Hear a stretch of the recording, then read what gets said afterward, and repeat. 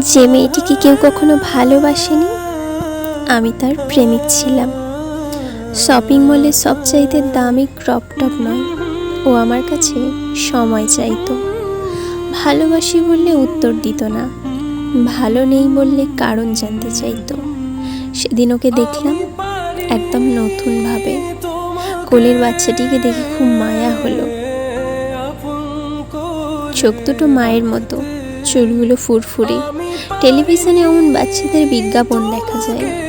যে মেয়েটিকে কেউ কখনো ভালোবাসেনি, আমি তার প্রেমিক ছিলাম।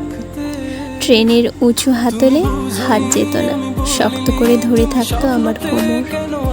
কলকাতার রাস্তা পারের সময় জেব্রা ক্রসিংয়ের মুখে থতমত খেয়ে মেয়েটি আমার ইন করা শার্ট পিছন থেকে টেনে ধরে এপার থেকে ওপারে আসতো। লক্ষ্য করতাম ও আমার সঙ্গে থাকলে ভরসা পায়। যে মেয়েটি নিজেকে সামলাতে পারত না, সে এখন সংসার সামলাচ্ছে।